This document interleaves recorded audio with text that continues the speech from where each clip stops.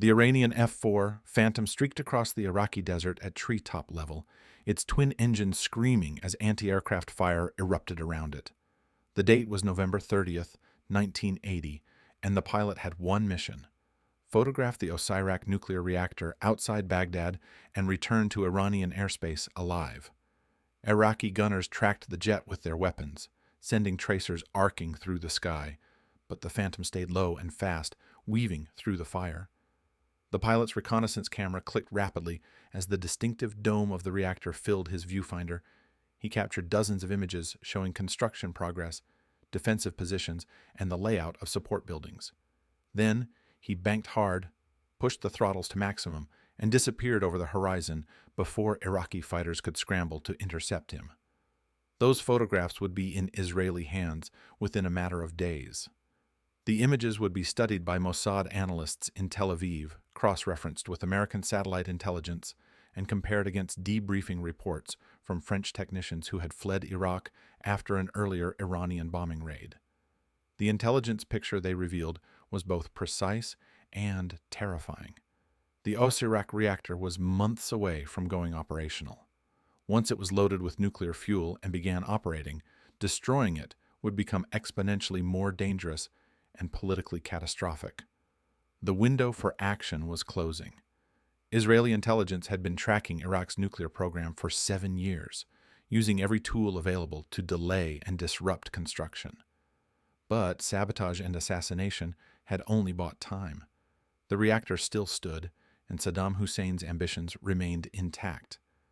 A decision was approaching that would define Israeli defense doctrine for the next 40 years and establish a precedent that would echo through every subsequent conflict over nuclear proliferation in the Middle East. The question facing Israeli intelligence wasn't whether to strike. It was whether they could reach a target more than 1,000 miles away, destroy it completely, and return home safely based on intelligence that required them to trust their most unlikely source, the Islamic Republic of Iran, a nation whose leaders openly called for Israel's destruction, but who shared Israel's terror of a nuclear-armed Iraq. Before we dive into how Israeli intelligence built the case for Operation Opera and planned one of the most audacious airstrikes in military history, I want to tell you what this channel is about. Every week, we bring you real intelligence operations with genuine tradecraft, strategic complexity, and consequences that shaped the world we live in today. If you are fascinated by how intelligence agencies gather information, build operational plans, and execute missions that change history, hit that subscribe button and turn on notifications. What you're about to hear reveals how satellite reconnaissance, human intelligence networks, and cooperation between enemy states converged to enable a 2-minute airstrike that altered the course of nuclear proliferation. The intelligence story behind Operation Opera is even more remarkable than the strike itself, and the lessons learned that day in 1981 continue to shape intelligence operations against nuclear programs right now. All right, back to how this all began. To understand the intelligence challenge that led to Operation Opera, you need to go back to 1976, when Iraq purchased an Osiris-class nuclear reactor from France. The French called it Osirak, blending the name of Iraq with the reactor classification. Iraq named it Tammuz I, after the Babylonian month when the Ba'ath Party had seized power in 1968. The reactor was a 40-megawatt light-water design, and both Iraq and France insisted it was intended for peaceful scientific research. The reactor would be built at the Al-Tuwaitha Nuclear Research Center, 17 kilometers southeast of Baghdad, under safeguards from the International Atomic Energy Agency. Israeli intelligence viewed the transaction with immediate suspicion. The reactor's technical specifications suggested it could be used to produce weapons-grade plutonium, and Saddam Hussein's regime had made no secret of its hostility toward Israel. Intelligence analysts in Tel Aviv understood that once the reactor became operational and loaded with nuclear fuel, Israel would face an existential threat. The attention of Israeli intelligence had been drawn to the Iraqi nuclear facility about 7 years before the eventual strike, which means surveillance and assessment began almost immediately after the French-Iraqi agreement was signed. This wasn't paranoid speculation. Intelligence reports confirmed that Iraq had been attempting to acquire nuclear weapons capability since the 1960s, but had lacked the technical expertise and equipment to make meaningful progress. The French reactor changed that calculation completely. Mossad and Amman, Israel's military intelligence directorate, began building comprehensive intelligence files on every aspect of the Osirak program. They tracked shipments of equipment and materials, monitored communications between Iraqi officials and their French partners, recruited sources within companies involved in the reactor's construction, and assessed the timeline for when the facility would become operational. The intelligence challenge was multifaceted. First, Israeli intelligence needed to determine whether the reactor truly posed a weapons threat or whether it was, as Iraq and France claimed, purely for research purposes. Second, they needed to track construction progress and identify vulnerabilities that could be exploited either through sabotage or eventual military action. Third, they needed to understand the security measures protecting the site and the capabilities of Iraqi air defenses in the region. And fourth, they needed to monitor the delivery schedule for nuclear fuel, because once that fuel was loaded into the reactor, any attack risked spreading radioactive contamination across Baghdad and beyond. By the late 1970s, Israeli intelligence had concluded that diplomatic pressure alone wouldn't stop the program. Foreign Minister Moshe Dayan initiated negotiations with France, the United States, and Italy, seeking assurances that the reactor program would be halted or at least subjected to safeguards that would prevent weapons development. Those diplomatic efforts failed completely. The French governments of Valéry Giscard d'Estaing and François Mitterrand refused to cease aiding the Iraqi nuclear program, and Saddam Hussein consistently maintained that Osirak was intended for peaceful purposes. Prime Minister Menachem Begin considered these diplomatic options fruitless and worried that prolonging discussions would lead to a fatal inability to act once the reactor became operational. According to intelligence historian Anthony Cordesman, Mossad conducted a series of clandestine operations to halt construction or destroy the reactor through covert means. These operations represented a systematic campaign of disruption that ran parallel to the diplomatic efforts. On April 6, 1979, Mossad agents in France allegedly planted explosives that destroyed 60% of the reactor's first set of core structures while they awaited shipment from the manufacturing facility at La Seine-sur-Mer to Iraq. An environmental organization called Groupe des Écologistes Français claimed credit for the blast, but French officials dismissed the claim as cover. The sabotage forced Iraq to manufacture replacement components and delayed the construction timeline by months. The covert campaign escalated. On June 14, 1980, Mossad agents assassinated Yahya al-Mashhad, an Egyptian nuclear scientist who headed the Iraqi nuclear program, in a Paris hotel room. El-Mashhad had been a critical figure, bringing expertise that Iraq lacked domestically.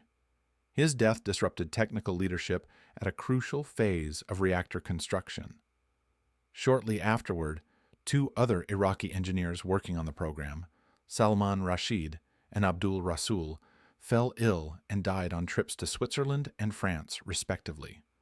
Mossad was suspected of having poisoned them, though no definitive evidence emerged publicly. Intelligence reporting also indicated that Mossad bombed facilities of several French and Italian companies suspected of working on the Osirak project and sent threatening letters to top officials and technicians.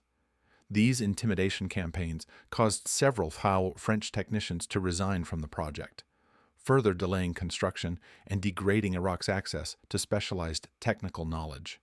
Following the April 1979 sabotage, France inserted a clause into its agreement with Iraq requiring French personnel to supervise the Osirak reactor on site for a period of 10 years, which gave Israeli intelligence ongoing access to human sources with direct knowledge of the facility's status.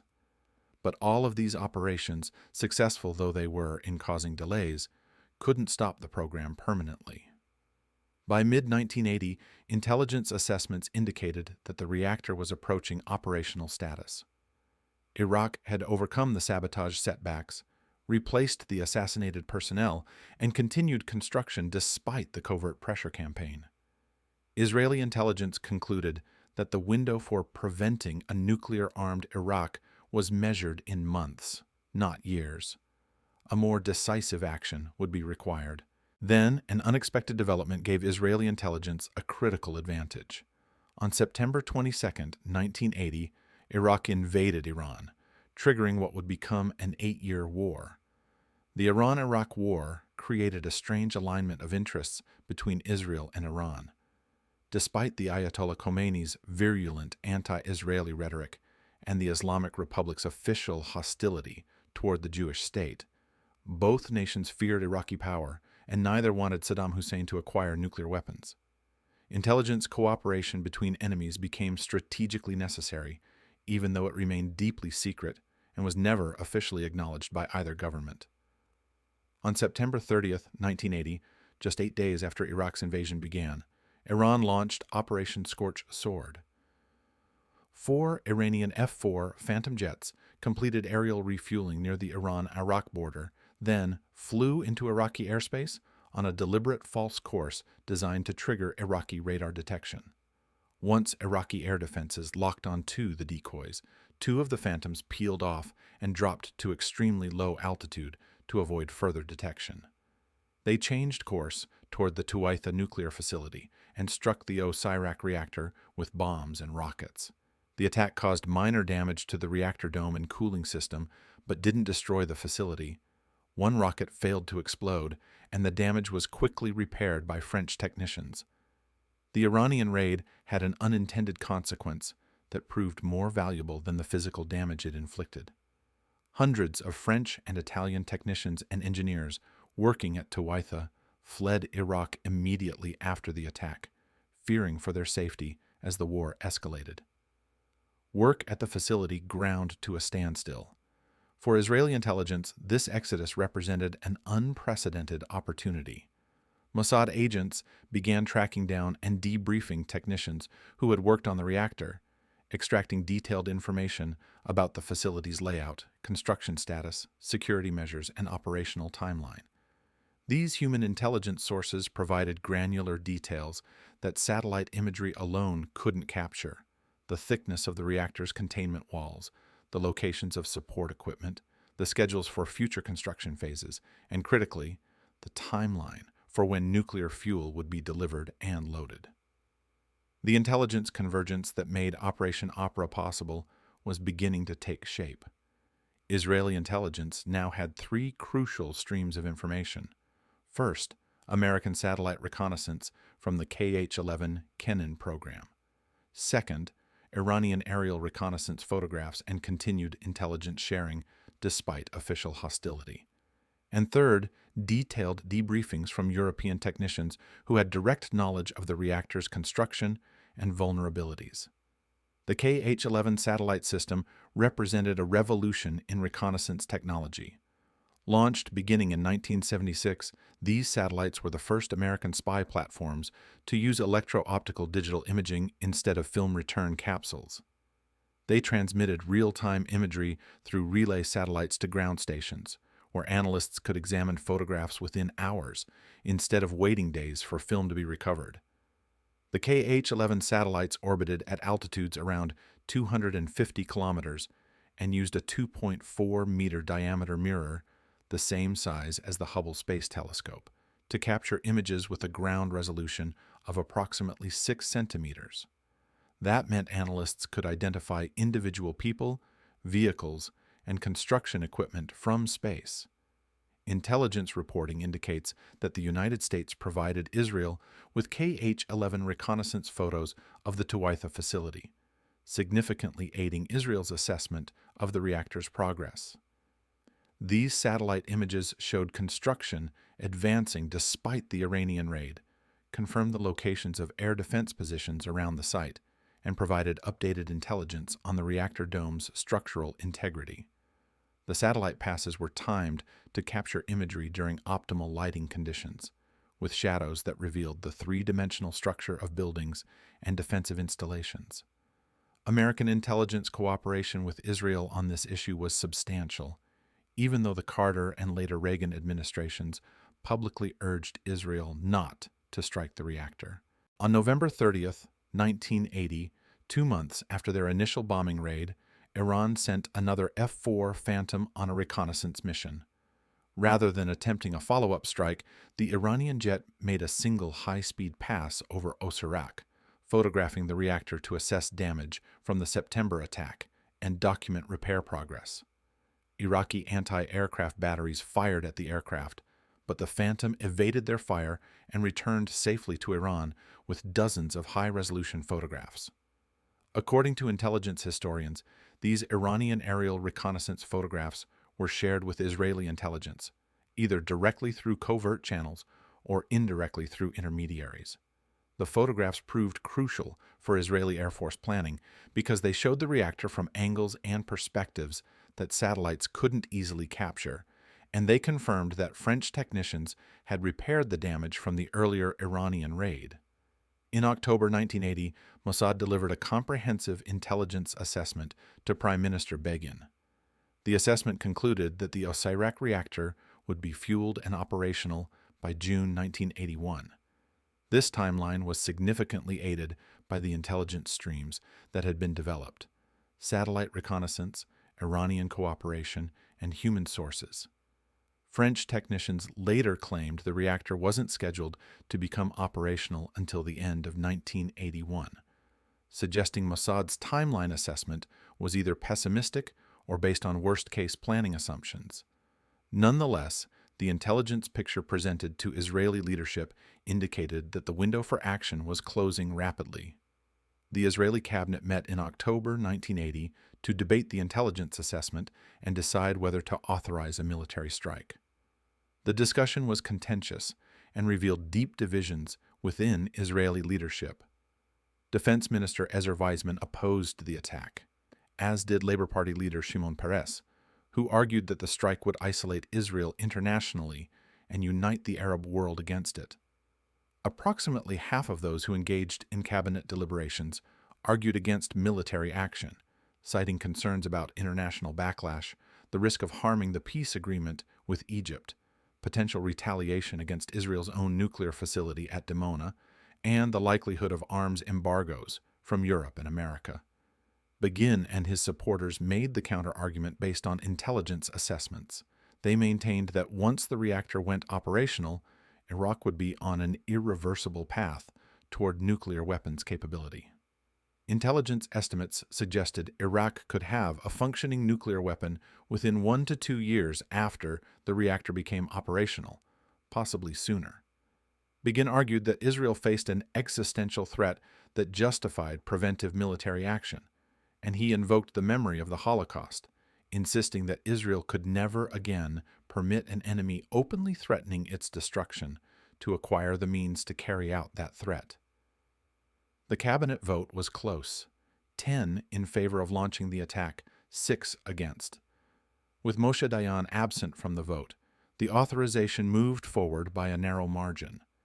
After the cabinet approved Operation Opera, Israeli intelligence and military planners began the intricate work of translating intelligence into operational plans.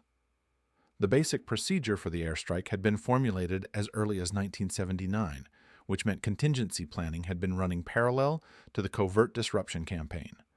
But transforming those contingency plans into an executable mission required detailed photographic intelligence about the layout of the plant, the positioning of air defense systems, and the optimal approach routes to avoid radar detection. Intelligence officers recognized that the greatest challenge wasn't destroying the reactor once Israeli jets reached the target. The challenge was getting there and back. The distance from Israeli air bases to Tuwaitha exceeded 1,000 miles, which meant the strike force would need to cross Jordanian and Saudi Arabian airspace without being detected or intercepted. Any warning that reached Iraqi air defenses would give them time to scramble fighters and prepare anti-aircraft batteries, dramatically increasing the risk to Israeli pilots. Unit 8200 Israel's Signals Intelligence and Code-Breaking Organization played a crucial role in mapping the electromagnetic environment along the proposed flight route. Signals intelligence operators monitored Iraqi, Jordanian, and Saudi military communications, identifying patterns in radar coverage and air defense procedures. They determined that flying at extremely low altitude along specific corridors would exploit gaps in radar coverage, particularly given the limitations of 1980 S-era ground-based radar systems that struggled to detect low-flying aircraft against ground clutter. Intelligence analysts studied the radar signatures and operational patterns of Jordanian and Saudi air defense networks. They identified times when radar coverage was weakest and determined that a Sunday afternoon strike would coincide with reduced alertness among Iraqi military personnel. Intelligence also suggested that Iraqi anti-aircraft crews often shut down their radar systems during mealtimes, a vulnerability that could be exploited if the timing was precise. Satellite intelligence continued to provide updated imagery throughout late 1980 and early 1981. KH-11 passes over Tuwaitha showed that construction was progressing and that Iraq was preparing to receive nuclear fuel shipments from France. Intelligence tracking of French nuclear material indicated that by early 1981, France had shipped the final installments of highly enriched uranium fuel to Iraq, totaling approximately 72 kilograms. The presence of this fuel at the Tuwaitha site created additional urgency. Israeli intelligence assessed that once the fuel was loaded into the reactor core and the reactor went critical, any attack would risk causing radioactive contamination that could spread across Baghdad, killing civilians and creating an environmental catastrophe that would destroy any international sympathy for Israel's actions. By March 1981, Mossad reported that foreign workers were returning to the Tuwaitha site after having fled during the Iran-Iraq War's early months. Construction had resumed on the Osirak reactor, and the timeline for operational status was accelerating. Intelligence assessments indicated that summer 1981 represented the last opportunity to destroy the reactor before it became loaded with fuel. Begin and his advisors finalized plans for a surgical airstrike in early May. The operation was codenamed Opera, though it was sometimes also referred to as Operation Babylon.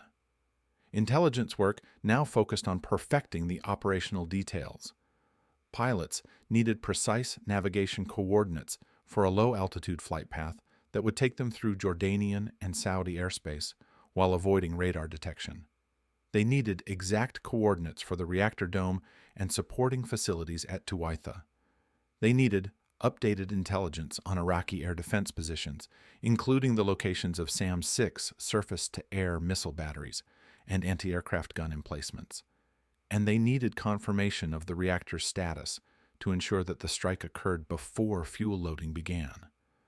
Following a series of delays, during which Mossad confirmed that France had shipped all 72 kilograms of enriched uranium to Iraq, the final attack date was set for June 7, 1981. Intelligence had determined several factors that made this date optimal. First, it was a Sunday, which meant that most foreign technicians working at the site would be off-duty, reducing the risk of killing French or Italian civilians. Intelligence reporting suggested that approximately 100 to 150 foreign workers were employed at Tuwaitha, and striking when they were absent would limit casualties to Iraqi military personnel guarding the facility. Second, the date fell 3 weeks before Israeli legislative elections, which created political pressure, but also meant that if the strike failed or produced catastrophic results, Israeli voters would have the opportunity to render judgment on Begin's decision. Third, and most critically, intelligence assessments indicated that the reactor had not yet been fueled. The operational status remained in the final construction phase, with fuel loading scheduled for sometime in June or July. The intelligence on this point was never perfect. French technicians later disputed Israel's claims about the imminence of the reactor going critical, but Israeli intelligence officers advised that waiting longer risked missing the window entirely. The flight route was planned with extraordinary precision based on intelligence about radar coverage and terrain, Israeli F-16, A fighter bombers and their F-15A escorts would take off from Etzion Air Base in the Sinai Peninsula, which Israel still controlled in 1981. They would fly south initially to avoid immediate detection, then turn east toward Jordan. The formation would cross the Jordan Valley at low altitude, staying beneath Jordanian radar coverage, then continue across Saudi territory. Intelligence indicated that Saudi Arabia's air defense radar network had gaps along the southern sections of the country, particularly in desert regions with minimal military infrastructure. The jets would maintain radio silence and fly in tight single-file formation to minimize their radar cross-section. Intelligence preparation included psychological operations considerations. There were reports that Israeli intelligence may have provided advance warning to King Hussein of Jordan about the strike, either to ensure he wouldn't scramble Jordanian fighters to intercept the Israeli formation, or to give him plausible deniability regarding Israeli aircraft crossing his airspace. These reports remain disputed, but what's documented is that King Hussein reportedly spotted the Israeli formation and attempted to warn Iraq, though whether that warning reached Iraqi air defenses in time remains unclear. On the afternoon of June 7, 1981, at approximately 4 o'clock local time, 8 F-16, a fighter bombers loaded with Mark 84, 2,000-pound general-purpose bombs took off from Etzion, accompanied by 6 F-15A fighters providing escort and air cover. The jets flew in a single-file formation, painted in desert camouflage that made them difficult to spot against the sand below. They maintained extremely low altitude across Jordanian territory, likely flying at less than 100 feet above ground in many sections to remain below radar coverage. Intelligence had predicted that the route would work, but predictions and reality don't always align. The formation crossed Jordan without incident, which suggested Jordanian radar either didn't detect them or chose not to respond. They continued into Saudi airspace, following the planned corridor through gaps in radar coverage. The Saudis, despite having no advance warning from Israeli intelligence, also failed to detect or intercept the formation. The low-altitude penetration was working exactly as intelligence officers had calculated. As the formation approached Iraqi airspace, the pilots climbed slightly to improve navigation and began their final approach toward Baghdad.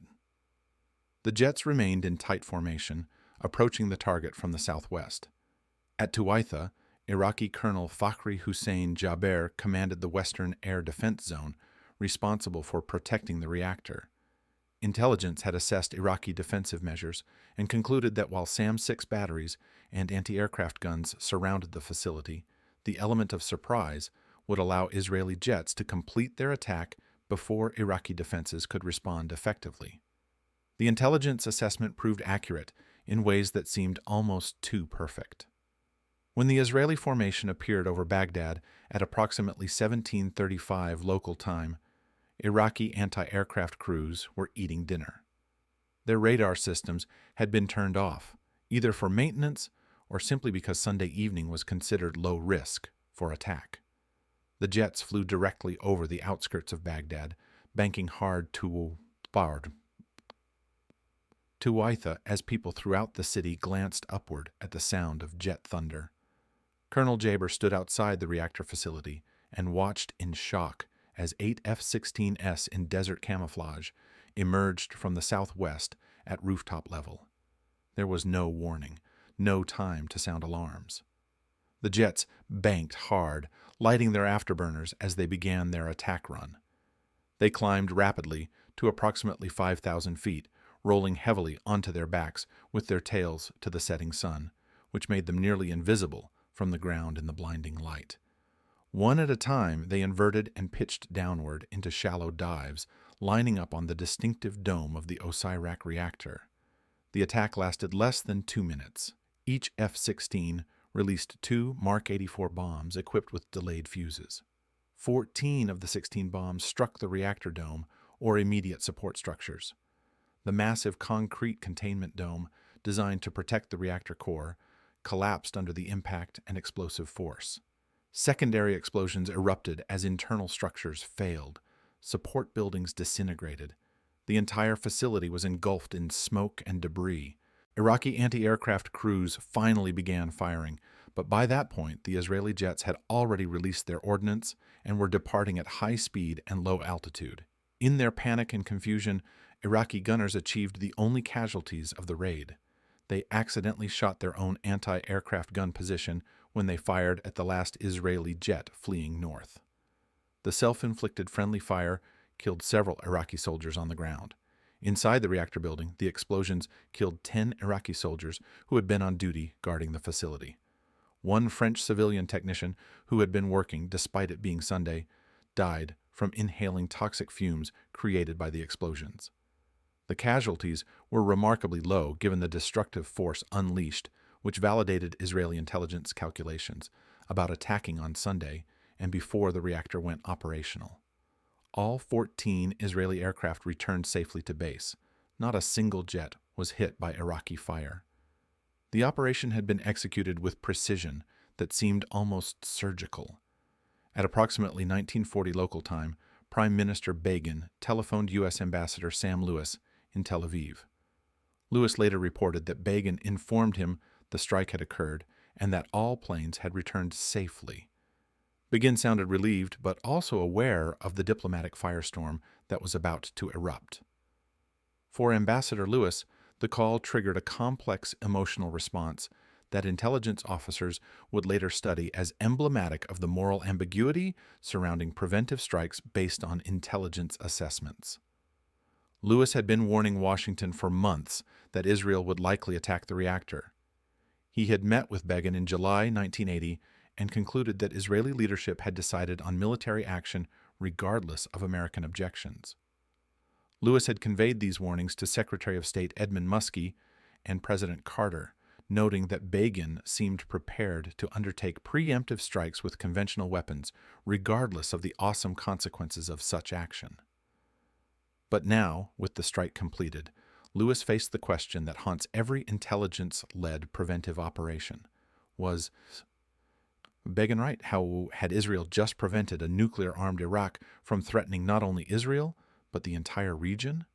Or had Israel violated international law, destroyed a facility that might have been peaceful, and triggered a chain of events that would drive Iraq's nuclear program underground and make it even more dangerous? Intelligence can tell you what exists and where it is. Intelligence can provide assessments of capabilities and timelines. But intelligence cannot definitively answer whether a preventive strike based on threat assessment is morally justified or strategically wise. That burden falls on political leaders, and they carry it for the rest of their lives. I need to pause here and ask you something. If you had been in Begin's position, with intelligence indicating that Iraq's reactor could produce weapons-grade plutonium and Saddam Hussein openly threatening Israel's destruction, would you have authorized the strike, or would you have accepted the intelligence community's uncertainty about Iraq's true intentions and chosen to wait, hoping that international inspections and diplomatic pressure would be enough?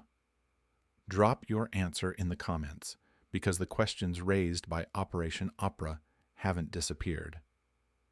Intelligence agencies and political leaders still face decisions about preventive action against nuclear programs, and the moral calculus hasn't gotten any simpler. Here's what happened in the immediate aftermath. Iraqi authorities launched an investigation into how Israeli aircraft had penetrated their airspace undetected and destroyed the reactor despite the presence of air defense systems. The results of that investigation proved devastating for Iraqi military leadership. Saddam Hussein, humiliated by the successful strike and enraged by the failure of his air defenses, ordered the execution of Colonel Fakhri Hussein Jaber, the commander responsible for protecting the reactor. Saddam didn't stop with Jaber. He ordered the execution of all officers under Jaber's command above the rank of major. 23 additional Iraqi pilots and officers were imprisoned. The purge sent a message throughout Iraq's military that failure would not be tolerated, but it also degraded Iraqi command capability at a time when the country was already fighting Iran. The international reaction was swift and overwhelmingly negative. The United Nations Security Council convened emergency sessions to address the attack. On June 19, 1981, the Security Council unanimously adopted Resolution 487, which strongly condemned Israel's military attack on Iraqi nuclear facilities. The resolution called the strike a clear violation of the Charter of the United Nations and international law. Even the United States, Israel's closest ally, voted in favor of the condemnation resolution. The New York Times editorial board called the strike an act of inexcusable and short-sighted aggression. The Los Angeles Times characterized it as state-sponsored terrorism. The intensity of international condemnation created a diplomatic crisis for Israel, but the substantive consequences proved surprisingly limited. The United States briefly delayed delivery of additional F-16 aircraft to Israel, but didn't impose lasting sanctions or fundamentally alter the U.S.-Israel security relationship. European nations criticized the strike, but took no concrete punitive measures. Arab states condemned Israel in the strongest terms, but were too consumed by the Iran-Iraq war to mount any coordinated response. Within months, the diplomatic firestorm began to subside, and Israeli leadership concluded that the short-term international backlash was an acceptable price for eliminating the nuclear threat. Intelligence agencies worldwide studied Operation Opera intensely, drawing lessons about both the operational execution and the strategic implications. The CIA's assessments, documented in intelligence bulletins from the period, acknowledged that the strike had been technically brilliant and had achieved its immediate tactical objective of destroying the reactor. American intelligence also noted that Israel's intelligence preparation had been extraordinarily thorough, involving multiple collection streams and careful operational planning. The cooperation between Israeli intelligence and various sources, including the Iranians and defecting technicians, demonstrated sophisticated intelligence tradecraft. But American intelligence analysts also recognized a deeper problem. Intelligence reports from late 1981 and into 1982 began indicating that Iraq's response to the strike was not to abandon its nuclear ambitions, but to take them underground. Rather than deterring Saddam Hussein, the attack appeared to have intensified his determination to acquire nuclear weapons while making his program harder to detect and monitor. The Duelfer Report, released in 2004 after the Iraq Survey Group examined Iraq's weapons programs following the 2003 invasion, stated that the Iraqi nuclear program expanded considerably with the purchase of the French reactor in 1976, and that Israel's bombing of Iraq's Osirak nuclear reactor spurred Saddam to build up Iraq's military to confront Israel in the early 1980s. Bob Woodward reported in his book State of Denial that Israeli intelligence had been convinced their 1981 strike on the Osirak nuclear reactor about 10 miles outside Baghdad had ended Saddam's program. Instead, the strike initiated covert funding for a nuclear program codenamed PC-3, involving 5,000 people testing and building ingredients for a nuclear bomb. This covert program operated in undisclosed locations, used front companies to acquire technology and materials, and avoided the kind of centralized facilities that satellites could easily identify. Richard K. Betts noted that there was no evidence that Israel's destruction of Osirak delayed Iraq's nuclear weapons program, suggesting that the strike may have accelerated rather than prevented Iraqi nuclear development. The intelligence paradox was stark.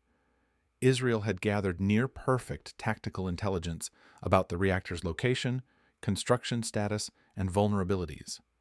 The strike itself was executed flawlessly based on that intelligence, but the strategic intelligence assessment that destroying the reactor would eliminate or significantly delay Iraq's nuclear program proved questionable at best. Iraq's nuclear ambitions persisted and evolved, becoming harder to track and target because they were dispersed and concealed.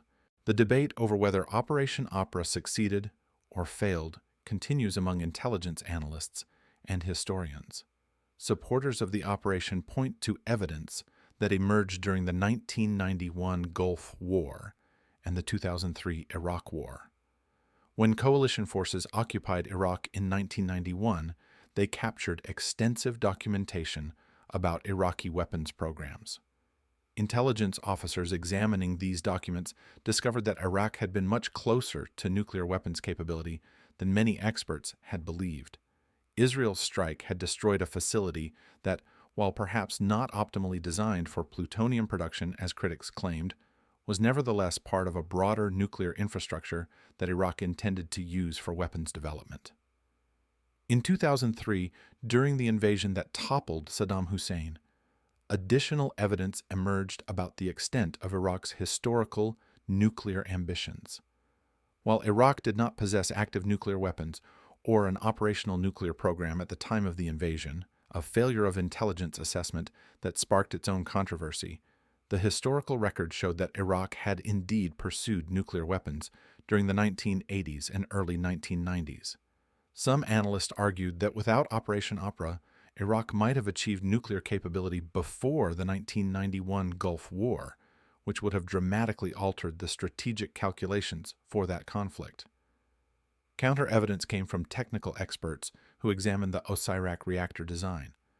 Professor Richard Wilson, a physicist at Harvard University, visually inspected the partially damaged reactor in December 1982 as part of an IAEA delegation. Wilson concluded that collecting enough plutonium for a nuclear weapon using Osirak would have taken decades, not years. In 2005, Wilson wrote that the Osirak reactor had been explicitly designed by French engineer Yves Girard to be unsuitable for making bombs, and that this was obvious upon inspection. Wilson emphasized that the Iraqi nuclear program before 1981 was peaceful, that the Osirak reactor was not only unsuited to making bombs, but was under intensive IAEA safeguards, and that the bombing actually pushed Iraq toward covert weapons development rather than preventing it. The tension between these competing assessments reflects the fundamental challenge of intelligence-led preventive operations. Intelligence can describe what exists, but struggles to predict what adversaries will do in response to preventive action. Israeli intelligence correctly assessed that the Osirak reactor could potentially be used for weapons-related purposes. They correctly determined its location, construction status, and defensive vulnerabilities. They correctly calculated the flight route and timing required for a successful strike, but they couldn't predict with certainty whether destroying the reactor would deter Iraq's nuclear ambitions or drive them underground, and that limitation remains inherent to intelligence work. The operation did establish doctrinal precedents that shaped Israeli strategy for decades. The Begin Doctrine, articulated after the strike, explicitly stated that Israel would not allow its enemies to acquire nuclear weapons, and that the Osirak attack was not an anomaly, but a precedent for every future government in Israel. This doctrine became a cornerstone of Israeli national security policy and influenced subsequent operations against nuclear programs in the region. In September 2007, Israel conducted Operation Orchard, striking and destroying a suspected nuclear reactor under construction in Syria. The operation followed a similar pattern to Opera: extensive intelligence gathering from multiple sources, covert cooperation with unexpected allies, satellite reconnaissance, human intelligence networks, and a precision airstrike designed to destroy the facility before it became operational. Intelligence historians noted the direct lineage from Opera to Orchard, demonstrating that the lessons learned in 1981 continued to inform Israeli counter-proliferation strategy more than a quarter century later. The intelligence methodologies developed for Operation Opera also influenced how Israel approached the Iranian nuclear program. Mossad's 2018 operation to infiltrate a warehouse in Tehran and steal Iran's nuclear archive, removing half a ton of documents and computer files detailing Iran's Ahmad project, reflected the same commitment to aggressive intelligence gathering that characterized the Osirak operation. The techniques evolved from satellite reconnaissance and technician debriefings to cyber operations and physical infiltration of secured facilities. But the strategic objective remained consistent: gather intelligence to enable action against nuclear threats before they mature. The relationship between Israeli intelligence and American satellite reconnaissance deepened permanently after Operation Opera. The KH-11 imagery that supported Israeli planning demonstrated the strategic value of intelligence sharing between allies, even when those allies disagreed on policy. American provision of satellite intelligence didn't constitute endorsement of the strike. U.S. officials urged Israel not to attack, but it reflected recognition that shared intelligence served both nations' interests in monitoring nuclear proliferation. That intelligence relationship has continued and expanded, with American reconnaissance satellites providing Israel with critical intelligence about threats throughout the Middle East. The brief period of Iranian-Israeli intelligence cooperation surrounding Operation Opera stands as one of history's stranger intelligence partnerships. Iran and Israel, despite being ideological enemies whose leaders exchanged hostile rhetoric, shared intelligence about Iraq's nuclear program because both nations perceived Saddam Hussein as a greater threat than each other. Iranian Prime Minister Yitzhak Rabin stated, as late as 1987, that Iran was Israel's best friend and that Israel didn't intend to change that position. But the intelligence cooperation gradually deteriorated after the Iran-Iraq War ended and the Soviet Union collapsed. Iran became more radicalized and hostile toward Israel, while Israel sought closer ties with Arab states threatened by Iranian regional ambitions.